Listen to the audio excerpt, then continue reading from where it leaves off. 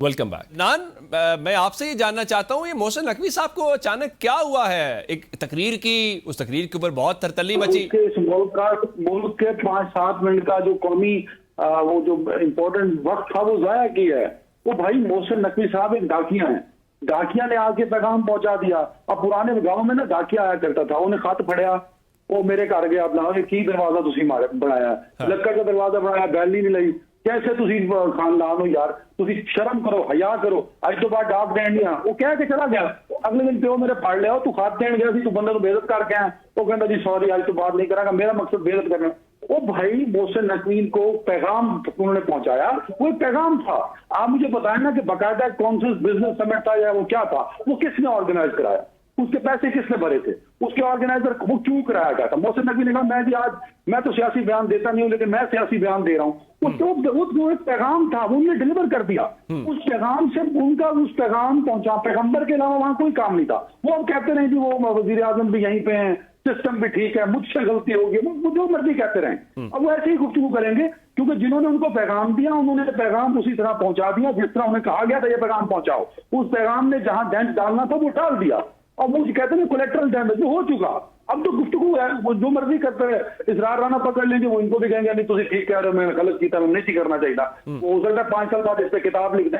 जो करना था, जो उनके जिम्मे काम था, वो उन्होंने बड़ी खूबसूरती से सर अंजाम दिया। और जितने काम उनके जिम्मे होते हैं वो बड़ी खूबसूरती से सर अंजाम देते हैं। जिन्होंने पैगाम पहुंचा देना था, जिनका पैगाम वो लेकर आए, वो पहुंच गया, वो दे दिया गया। इससे बढ़ के ना मोहसिन नकवी का इसमें कोई किरदार था, ना है, ना होगा, आगे भी वो पैगंबर ही हैं।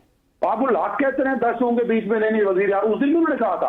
ये जो आज हम खबर बैठे दे रहे हैं कि हमने वीडियो देखी है, वो 2 लोगों ने पकड़ लिया लाहौर से, तो भाई उस दिन भी साफियों ने पकड़ा। उस दिन भी उन्होंने यही कहा था कि वजीर आजम तो अपनी जगह पर कायम है, हुकूमत भी कहीं नहीं जा रही। अच्छा, वैसे अदनान, पैगाम था जो 2 सहाफी हमारे दोस्त आए थे 2-3 दिन पहले, मोहसिन नकवी साहब ने एक प्रेस कॉन्फ्रेंस करनी थी लाहौर के अंदर, वो प्रेस कॉन्फ्रेंस पोस्टपोन हो गई थी पीसीबी के अंदर। ये सारे सहाफी उनको वहां पर मिले, इन्होंने बाकायदा अपने निजी सोशल मीडिया के ऊपर तस्वीरें भी लगाई, लेकिन उनके इस इंटरव्यू आप कहना चाह रहे हैं कि जो मोहसिन नकवी ने जो सिस्टम वो जो क्या कहा था कोलैप्स कर गया था, वो उसकी क्लैरिफिकेशन दी है उन्होंने? क्या दी है? मैं क्या दी है? नहीं, वो कह रहे हैं मैं 80 साल के निजाम की बात कर रहा था। अगर निजाम कोलैप्स ना किया होता, शहबाज शरीफ साहब इतनी मेहनत कर रहे हैं, इसके रिजल्ट्स बहुत डिफरेंट होते हैं। नकवी साहब को पता ही नहीं था वो क्या बात कर रहे हैं। हाँ, वो पता ही नहीं था ना उनको कि वो क्या बात कर रहे हैं। एक पढ़ा लिखा बयान था, वो जहां से आया उन्होंने पढ़ दिया, बैठ से दिया। ठीक है जी रन साहब आप बिल्कुल ठीक है, पूछे ना। ठीक है रन साहब, आप कुछ कहना चाह रहे हैं? मैं बस ये कह रहा हूँ कि जब कोई इमारत गिरती है, वो 80 साल पहले बनी हो, तो जब गिरती है तो जो उस वक्त उसके मकीन होते हैं वो नीचे आते हैं मलबे के। वैसे राणा साहब, मॉनसून का सीजन है, आप इमारतें गिरने की बातें क्या करना शुरू हो गए हैं? ये सिस्टम एक इमारत ही है ना, ये गिरेगी तो इसमें जो मकीन है वो ही नीचे दबेंगे ना। तो अब कोई कहे कि जी ये नहीं दबेंगे क्योंकि इमारत तो 80 साल पहले बनी थी।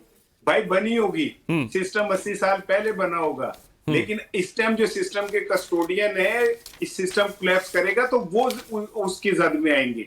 और वैसे भी 50 साल से पीपल्स पार्टी और नून लीग की सिस्टम। वैसे राणा साहब, आप लोग जब ये एनालिसिस देते हैं, फिर एक सवाल जरूर होता है कि अगर ये सिस्टम नहीं होगा, मैं फरजाना साहब आपकी तरफ आ रहा हूं, फिर सिस्टम होगा कौन? इससे बेहतर सिस्टम कौन सा हो सकता है? बहुत सारे सिस्टम है जो हर 5 साल बाद आते हैं। बहुत सारे सिस्टम है। फरजाना साहब, आप कुछ कहना चाह रही हैं? जी, मैं ये कहना चाह रही थी कि उनका इशारा अगर सिस्टम के हवाले से है, हाँ। तो वो ओवरऑल, मैंने पहले भी आपसे कहा है कि एक ढांचा और नक्शा जो है वो कई सालों से चला आ रहा है कि अब पाकिस्तान को इस निज़ाम की तरफ जाना चाहिए, क्योंकि पार्लिमानी निज़ाम चल नहीं रहा है। आप देखिए ना, पाकिस्तान के साथ उन्होंने, ये मैं नहीं कह रही हूँ, ये मैं नहीं कह रही सर, ये मैं नहीं कि मैं आपको वो ख्याल बता रही हूँ जिसके मैसेंजर ने आपको मैसेज दिया है। नहीं, क्या मैं सादा कर देता हूं। पाकिस्तान में पार्लिमानी निजाम के अलावा सदारती निजाम की गूंज हम सुनते हैं, हर बार स्पेकुलेशंस होती हैं। बस आप ये देखिए कि पहले पाकिस्तान की बड़ी सियासी पार्टियों के हिस्से बखरे किए जा रहे हैं, ठीक है। हाँ। आपने देखा पीपल्स पार्टी के साथ क्या हुआ, नून लीग के साथ क्या हुआ, पाकिस्तान तहरीक इंसाफ जो वो बेनजीर के बाद में या भुट्टो के बाद देखती थी कि वो जो कहते थे ना चारों सूबों की जंजीर, तो इमरान खान साहब जो है वो चारों सूबों की एक आवाज बनकर उतर रहे थे।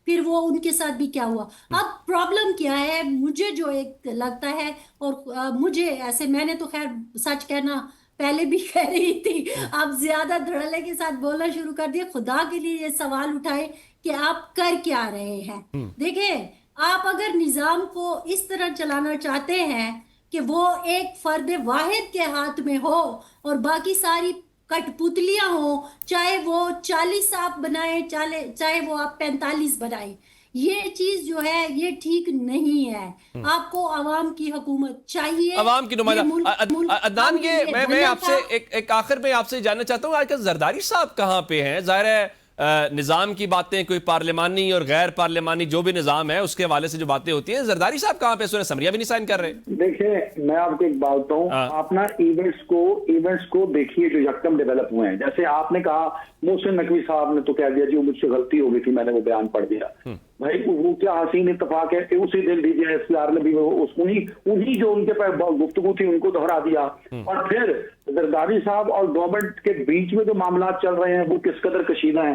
तो इन तमाम पॉइंट नुकात को अगर आप जोड़ें तो स्टोरी बड़ी क्लियर नजर आती है। और वो स्टोरी ये नजर आती है कि ये जो सिस्टम चल रहा है, ये हुकूमती बंदोबस्त है, इसको लपेटने का जो अरेंजमेंट है वो मुकम्मल हो चुका हुआ है। अब वो किस वक्त लिपटा जाएगा ये वक्त ही बताएगा, और बहुत जल्दी होगा। मतलब ये नहीं है कि कुछ इसको सालों लगेंगे। अब कहानी सिर्फ महीनों पर आ चुकी है, चाहे कुछ दिनों बाद ये हफ्तों पर आ जाए। तो हमें इसको समझना होगा और उसमें बिग प्लेयर कौन होगा। मैंने कहा ना कि सुहेल आफरीदी ने अगर 27 सितंबर रखी है, भाई आप PTI को क्यों आप ये तस्लीम नहीं करने को तैयार कि वो पाकिस्तान की एक बड़ी सियासी जमात है, उसके पास एक बड़ी सियासी बसीरत है। तो वो भी सारी चीजें ऑब्जर्व कर रहे हैं। और चलिए, इसके साथ ही एक बड़ी खबर अदनान साहब जो दे रहे हैं कि अब बात महीनों से हफ्तों तक आ गई है। इसके साथ ही अपने मेहमानों का, फरजाना अली साहबा का, आसमा चौधरी साहबा का, अदनान हैदर साहब का और इसार राना साहब का शुक्रिया अदा करेंगे। नाज़रीन, आज के लिए इतना ही। अपना ख्याल रखिएगा। खुदा हाफिज।